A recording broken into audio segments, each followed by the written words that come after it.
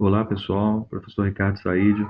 Vamos continuar a nossa videoaula sobre os tipos de sistemas de informação empresarial.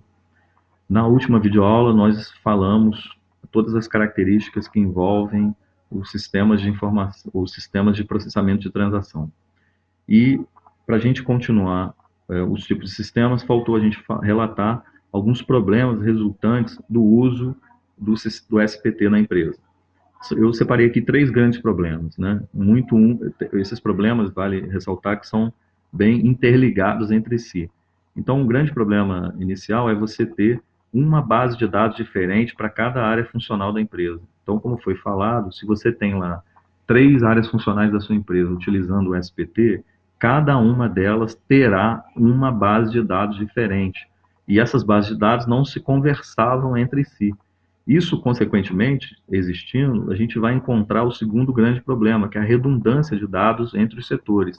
Então, vou dar um exemplo. Se você tivesse uma universidade e lá na secretaria você tivesse os dados pessoais do aluno, provavelmente esses dados pessoais estariam também redundantes, quer dizer, acontecendo também, sendo armazenado e processado também na contabilidade, no setor financeiro, né? E assim por diante. Você não teria como ter o dado do aluno armazenado em um lugar só, porque as diversas áreas que necessitam daquele dado do aluno teria que tê-lo armazenado de novo, porque você não tem uma base de dados única, você tem bases de dados diferentes para cada área funcional. E um outro grande problema desses sistemas é a falta de padronização de software e hardware. Por que isso? Porque os SPTs eram comprados cada um de um fornecedor diferente. Então você tinha um fornecedor do módulo do sistema de RH, que era de São Paulo, com uma plataforma tecnológica correspondente. Você teria o sistema, por exemplo, da área de contabilidade comprado de uma empresa de Santa Catarina, com uma plataforma tecnológica correspondente. Consequentemente, isso ao longo do tempo ia despadronizando tanto o software, porque eram empresas de software diferentes, né, e cada uma desenvolvia os seus sistemas com tecnologias diferentes, e, consequentemente, essas tecnologias, né, esses softwares, exigiam hardwares diferentes. Você não tinha como padronizar.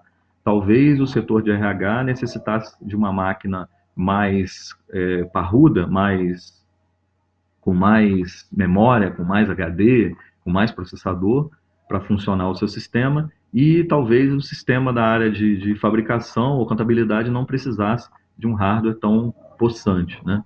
Então, basicamente, esses três grandes problemas trouxeram a descontinuação ao longo do tempo do uso do SPT, né? Como vocês conseguem observar na figura, se você tem uma base de dados diferente para cada área funcional esse sistema só mapeia, né, as atividades daquela área, isso significa que cada área, junto com o seu sistema, junto com o seu SPT, era na verdade um silo. E quando a gente fala em silo, nós estamos falando na empresa é, vertical. Estamos falando na empresa vertical e não na empresa horizontal, ok?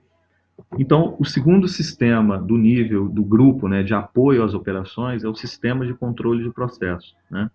E são, na verdade, sistemas que utilizam computadores para o controle de processos físicos contínuos. Então, se você imaginar uma linha de produção de um automóvel, um alto-forno, né, todo o processo físico contínuo dentro de uma organização podem ser mapeadas, né, auxiliadas com os sistemas de controle de processos, que são os sistemas da área de automação propriamente dito, né?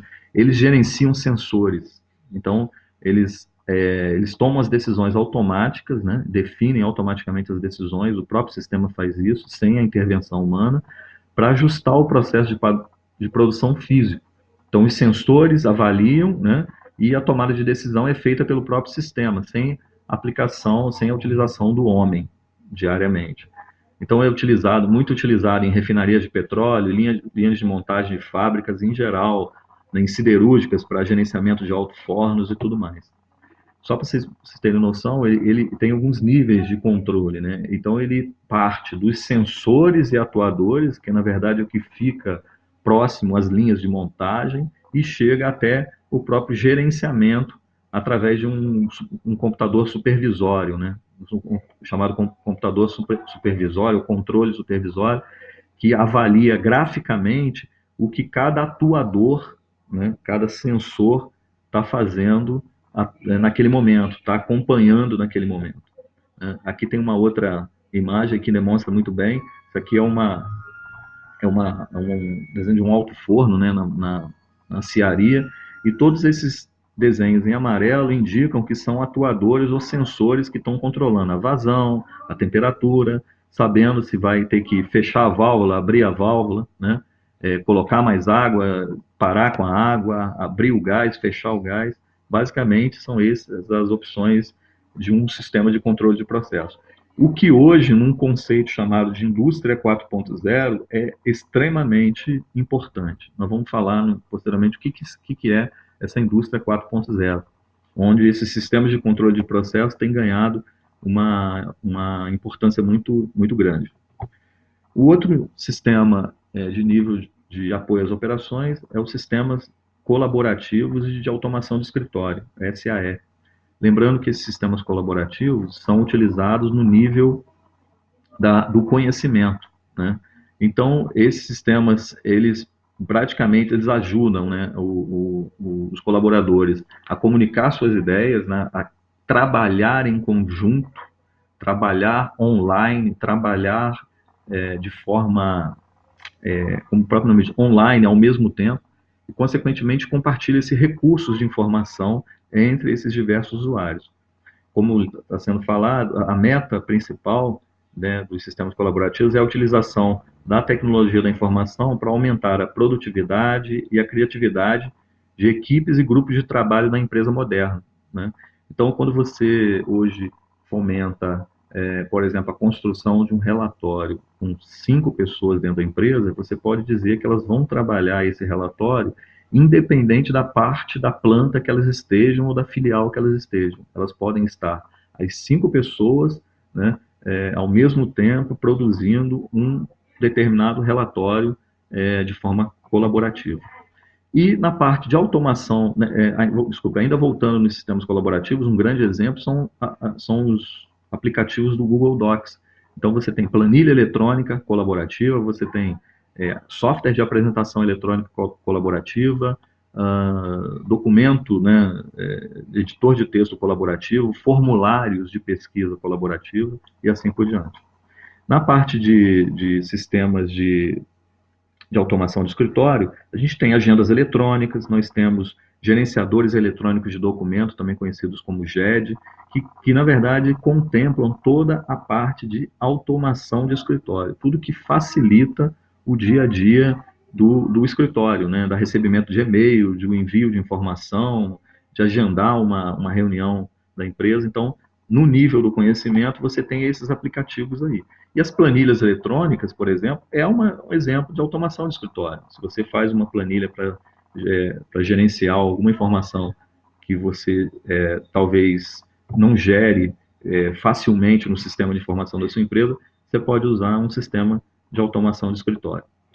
O quarto e último sistema de apoio à operação é o Sistema Integrado de Gestão, é o ERP, Enterprise Resource Planning, Planejamento dos Recursos do Empreendimento. Esse sistema, por ser um sistema, vamos dizer, mais atual, mais utilizado e muito importante para o administrador conhecer as suas características, as suas funcionalidades, nós vamos ter uma aula, né, uma videoaula específica sobre esse tipo de sistema integrado, né? Então, aqui nós vamos simplesmente só conceituar, né, o que é o nome ERP e nós vamos utilizá-lo depois numa aula específica, ok? Aguardo vocês no próximo vídeo.